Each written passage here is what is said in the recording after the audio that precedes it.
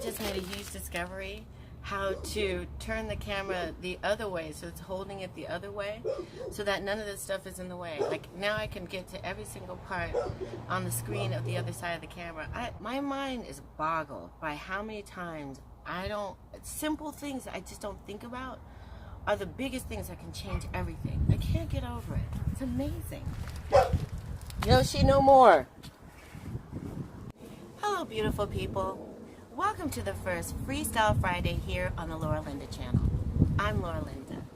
Today, I wasn't really sure exactly what I wanted to talk about. If you saw my video yesterday, you will see that I tried on a charcoal mask, and then I had some chat, and I talked about some stuff, and I really had a fun time. It's a great video. You might want to check it out. This morning, I was humbled by one of my really favorite YouTube great minds, one of the people that I follow. He's a dear person. He's a really, really beautiful soul, and I love him. I don't know that he was talking directly to me, but he might as well have been. And what he said made me think about my video from yesterday. Right now, I'm re-uploading my video from yesterday because the sync was off and some of the captions that were going by. Still learning about the editing. And note, if you're using, KineMaster, and you are editing, make sure that you do the captions last, because if you cut or do anything, they don't move with everything. So that's kind of what happened. I'm gonna go ahead and put it back up because it's my work, and I'm not taking anything down that I put up on YouTube. This is a journey. As everybody says, this is my journey. But no, truthfully, this is my trip. This is what I'm doing, and I think every part of it, is just a part of the trip. Only re-uploading it because there was a mistake in it, and I just can't live with that. I cut off a little bit too, so it's a little bit shorter. So if you want to check it out, that'd be great. In it, I told a story that was about a friend or a person that was in my life, and it kind of, sounded like I was ranting about, people hurt your feelings. I was, a little bit. I was definitely telling a story about that because I do have a deep respect for people's feelings and all that kind of stuff. My beloved one out there, he said on his IG today was, conflict and the people who create it often make you stronger. That it's not something that actually, if you give too much power, if you rant or anything about anything, that it actually gives it the power that you really don't want it to. And really you should just be concentrating on what is happening with you. And I totally agree. I really do. And I really love that. I thought that counsel was very poignant, and I always appreciate that. I love that. Thank you.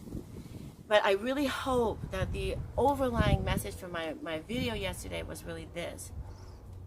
Each and every one of us, did the leaf just go down my bra? Each and every one of us has the responsibility to curate the people that we have in our life to our liking. I was really trying to be more about the empowering feeling of just saying, enough is enough. Feeling more positive about, connecting with awesome people like all of you watching today. And so that was really what it's about. So I just want to reiterate that and say thank you and all that good stuff, because I'm getting ready to tell another story. So yesterday when I was talking, it was a lot about letting go of people and all that. And in that scenario, it was really about a friend. But excuse me. But I told another story, and and it was actually about letting go of love and lovers and that. And I was telling you because I have two girlfriends right now that are really kind of going through it. And I told them this story, and it kind of helped them. And I thought maybe it might be okay to tell you today because it's my channel, and that's what I'm going to do. Once upon a time, there was a little black girl that went to college. I went to college. And like most college students, I did okay. I could have done better. I really should, but I was putting myself through school. I was under a lot of stress. Things were a lot different back then. A whole nother story. If you ever want to hear it, say it in the comments.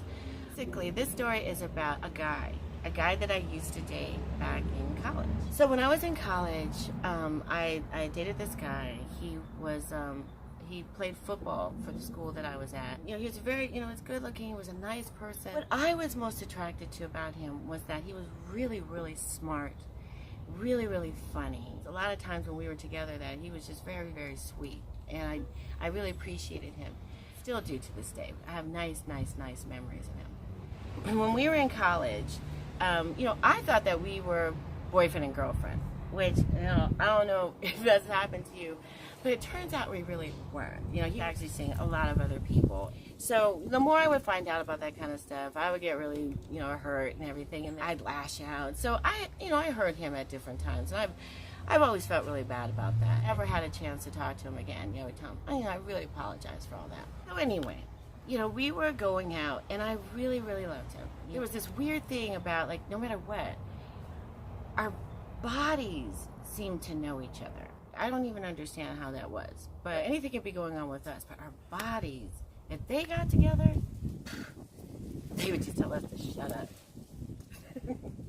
And we would. You know, I had a really good thing with him. I really, really liked him. But, you know, I liked him too much. And I was very needy back then and insecure and all that stuff. That goes great in a relationship. Excuse me. My body tried to vomit. Anyway, so anyway, you know, we would be going out. We would kind of have this pattern of ways. You know, we would hang out, really have a good time. You know, I thought we really liked each other. He would say that he was going to call and we were going to get together and do something else. And then he wouldn't. He wouldn't call for a week. Then he wouldn't call for 2 weeks. Then he wouldn't call for like 3 weeks. And it would always go like this. You know, I'd finally break down and I would call him. And back then, I think we had answering machines. I don't even remember if we had voicemail. I feel like I had an answering machine in my dorm room. But anyway, I always break down. I'd call, you know, he would inevitably not be there. I'd leave a message. He would call me back either really curt or really like, you know, whatever. Or, you know, when I was like, he would be like, you know, where have you been? You know, I haven't talked to you. I thought we were going to get together. He'd always, this is the one that always really hurt. He'd always go to, you know, obviously, you know, you don't really have a life. You know, because if you had a life, then, you know, you wouldn't be concerned about, you know, hearing from me, all that good stuff. And it used to, as much as it would make me really mad, more than anything, it would just really hurt my feelings. And yes, I am talking about feelings again. You know, I'm a sensitive person. I try not to be thin-skinned, but even now telling the story, you know, I still get a little bit like choked up because it does make me sad for that Laura Linda back in the day. Luckily, that Laura Linda is not this Laura Linda. This Laura Linda is confident. This Laura Linda has so much going on, and I'm just so happy that, you know, this has happened. But that's part of the story.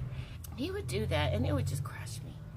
And then finally, you know, I would break up with him or not see him or whatever, and then we'd get back together. At some point, I don't know what really happened to him. I think he either got married or he got a girl pregnant. I'm not really quite sure what. You know, after a while, I really just had to let him go because I just couldn't take it. But I really, really liked him. And that was that. Years later, and this would probably be in the early 2000s or something like that, I was at a conference because I was working for a friend of mine, and he is a professional and all this stuff, so I won't go into anything about him.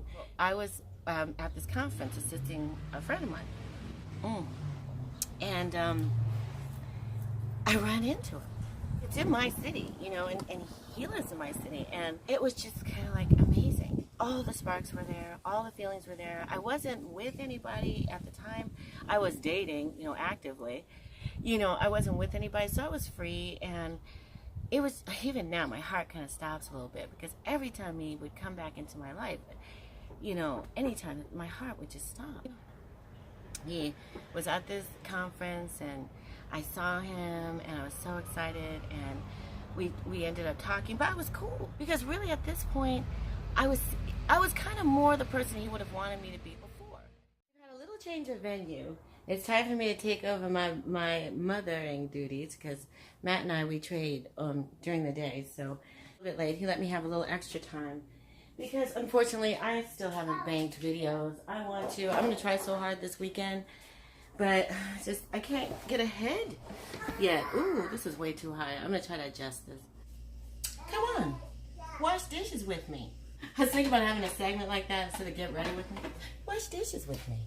Anyway, I think I was saying that, basically that, I can't remember, where was I at with that? Oh, that I had, friends and, guys I was seeing, and I was very active and had a life, and so, it really wasn't going to be a thing at any point of trying to be his girlfriend or anything like that. Actually, it was going to be kind of liberating, because it would be the first time ever that we could just be friends. Like, good stuff that was good about us, we could just have, because, yeah, I won't lie, I thought it might be a little bit of romance, just kind of a, but it would be very little. I mean, it would be very limited. I was super duper busy at the time.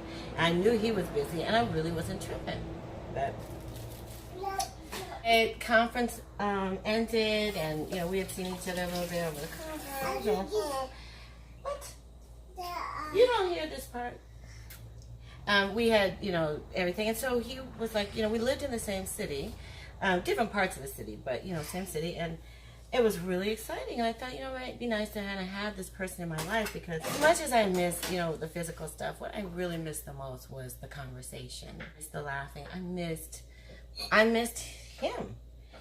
He tells me at the end of the conference, okay, cool, I'm gonna call you, we're gonna get together, we're gonna da-da-da-da-da-da. Please don't tell me you know where this is going, because you don't.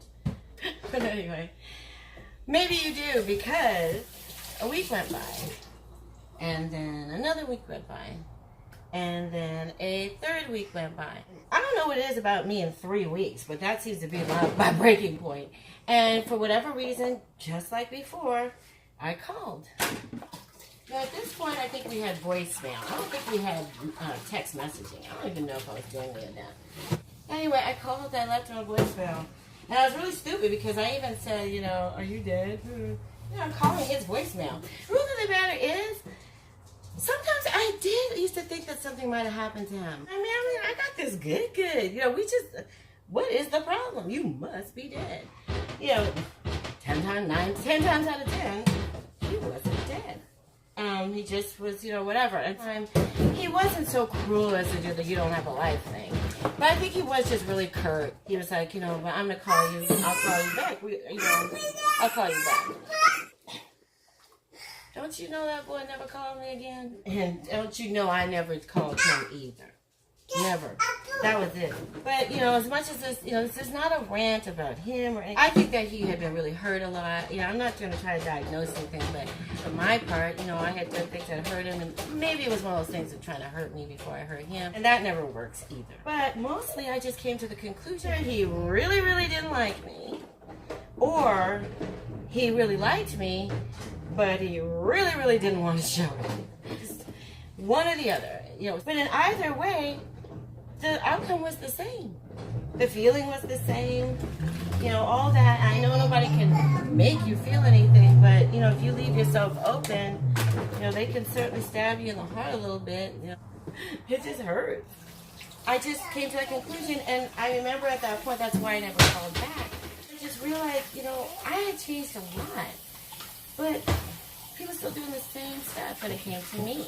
And for whatever reason, I don't know what it was, but he had a real need to show me that I really wasn't that important. That, for one thing, is a real warning sign anytime. When guys really like you, they do really nice things for you. Write you poetry, they sing to you, they tell you nice things about yourself. They make you feel good about yourself, or at least they want to try to make you, because like I said, nobody can make you feel anything, but at least they're working in the positive, you know what I mean? And they're being loving to you. That's what I'm always saying, be loving. I think what happened with him, and a lot of times in my life before, that's why I say be loving, because it goes such a long way. I really don't think I'm getting a lot of these dishes done. I think I am. Yeah. So, the moral of the story is this. When it's time to let go, it's time to let go. I kept on holding on with that kind of situation.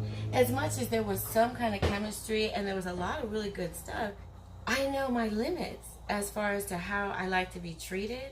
And I think it's important for each and every one of us to understand that, especially in love. And to give what we look to receive. That's rule number one. To be what we are trying to find. That's rule number 1.A. That's still part of rule number 1. This might have been long-winded, but this is just me talking. I'm kind of getting the feel for things. Thank you so much for watching. It's been so great to be able to talk. See, when I talk to you guys, then I don't have to bother my family as much.